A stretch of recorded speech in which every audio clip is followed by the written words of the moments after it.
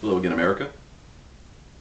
I have been absent due to ocular injury, and in my downtime, I've had to listen to much rhetoric and propaganda from the anti-gun coalition. This video, as you can see by the title, shall be covering two pieces of said rhetoric. Topic number one. Joseph Biden, our Vice President, went on to two, not one, but two virtual interviews online. These were open interviews to a set group of individuals, i.e. those of us not in the press, those of us real, genuine citizens, asking the Vice President his views on firearms. In both of these interviews, he recommended against a semi-automatic rifle, stating that you don't need that. All you need is a double-barreled shotgun, quote unquote.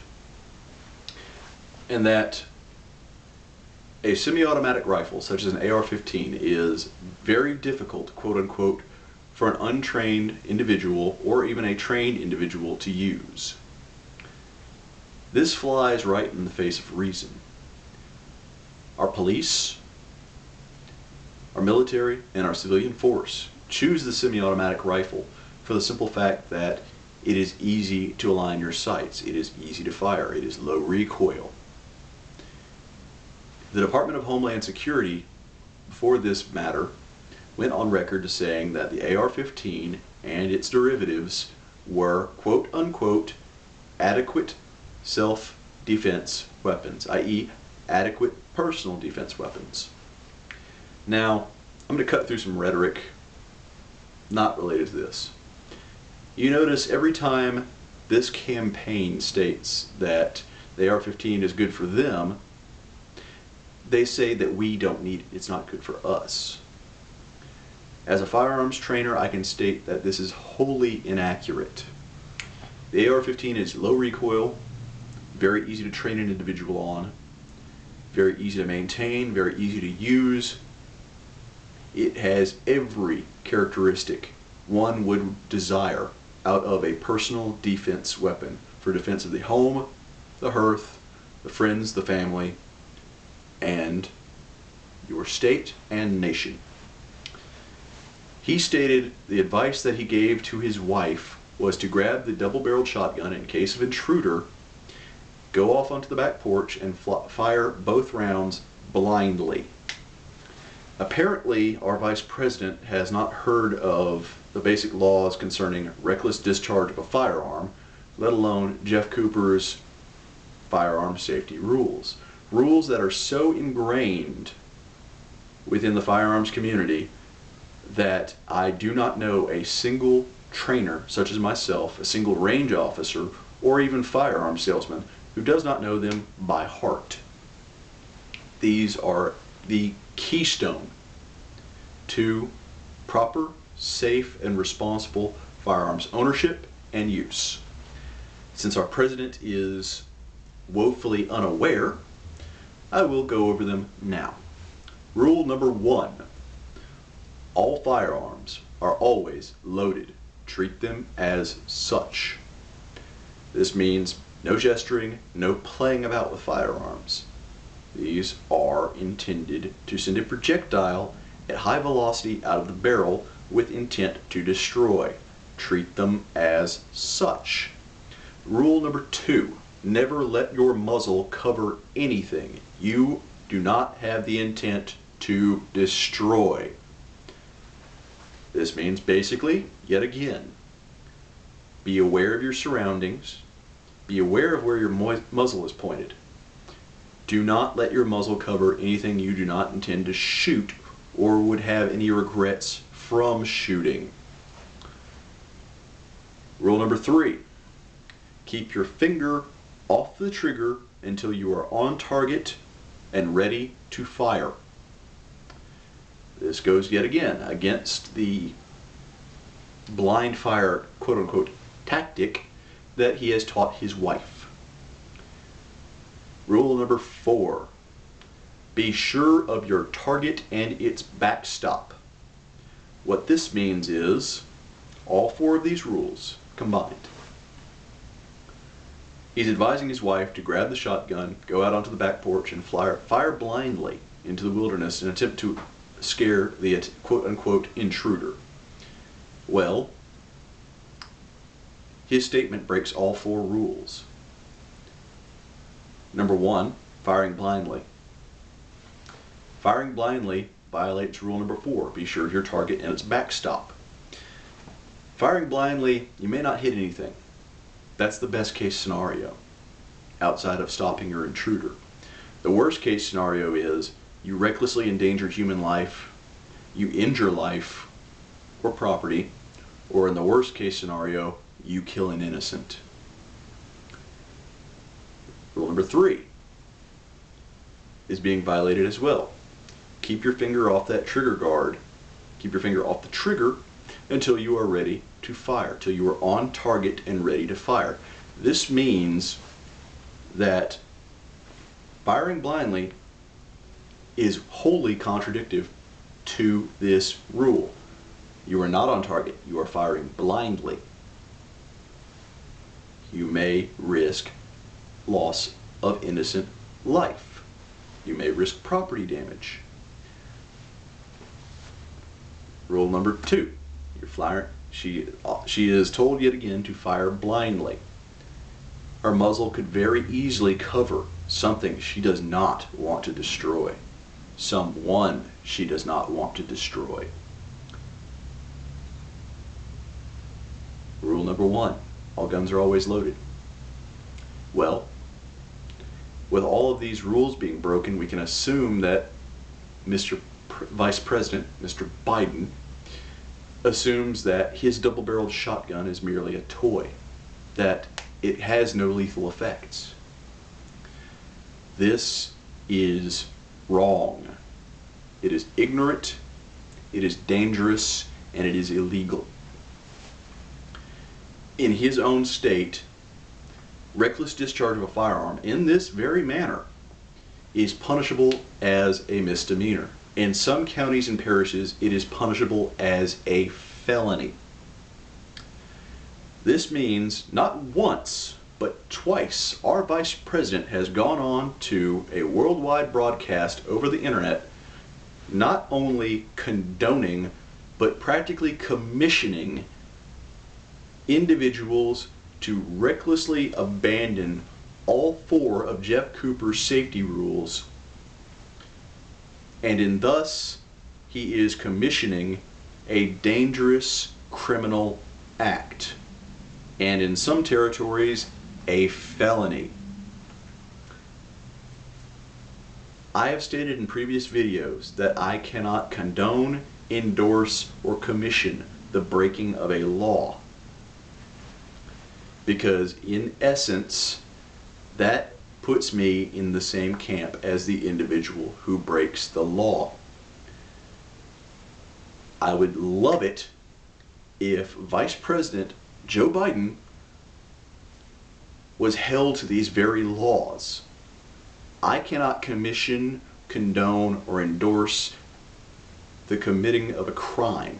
That puts me literally as an accomplice. Through his so-called advice, with full quotation marks, mind you, that is exactly what he has done. Another interesting point to note, him and everybody in the anti-gun coalition states to be against gun violence. But yet when their spokesmen go out and say things exactly like Biden has said, they are in essence commissioning acts of random firearms related violence. Through his advice, he has shown that he cares not for the safety of human life. Or does he respect, on a much, much lesser extent, the value of property? I bring this up for one simple reason. The same people who are so anti-gun violence always seem to have as a do as I say, not as I do mentality. regardless of political affiliation, these people are genuinely dangerous.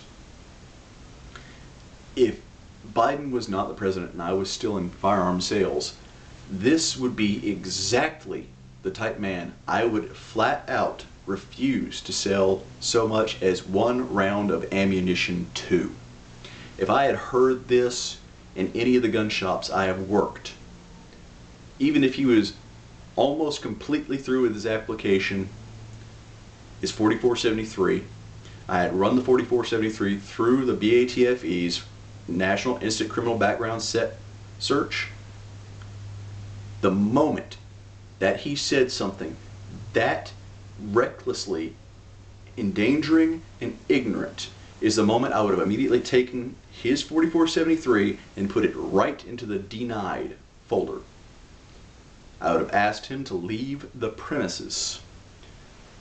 A person like that is a risk not only to themselves, but to everyone around them. They have no right to use a firearm because their use of one is one that breaks laws. They are not a responsible citizen. A responsible citizen who follows these 4 rules will not break a law. That person has a right. As a second note, let's cover Skeetgate. Recently, Obama has posted pictures of him, quote unquote, shooting skeet. Well, the picture is of him from the side with his shotgun leveled, firing off a round. This does not prove that he fires all the time, that he shoots all the time. This proves that there was one photo opportunity to put him behind a firearm and to give him a chance to work some rather nice PR. Well, I for one am not buying it for a few simple reasons. For an individual who quote unquote shoots all the time, his firing posture is very wrong. He's bladed, he's off balance. Nothing about his shooting posture lets me know immediately from first glance that he shoots all the time. This is probably, most likely, the first time he had ever picked up a shotgun in his life. Now, everyone's got a starting point. Everyone has to enter somewhere. So I'm not going to discriminate against someone who is just now getting into the shooting sports or the firearms industry as a whole. It is my job to train new shooters. So, I can understand not having the perfect posture, not having the perfect balance every time you go out and fire. These are called training scars. That is why people like me are hired on a daily basis to alleviate these scars and teach individuals how to become better shooters. I do have one serious problem with the original unaltered photo. The photo is of him with his shotgun at a ground level shot. Now, I've shot skeet in amateur leagues. I've shot clays in amateur leagues. My problem with it is every time I have gone into an amateur shoot, the skeet are launched from a thrower, and they're usually around 30 to 60 feet up, some a little higher, and this forces a shooter to have a posture of about 45 degrees. Now granted, my footing is not proper for this at all. I am way off balance and I'm bladed, but I'm showing this just to show the angle. Usually it's about 45 degrees, or to a lesser extent around 30. That is because the target is airborne at a good velocity and a good altitude. You almost never, unless the clay target in skeet shooting is hand thrown, shoot at a ground level.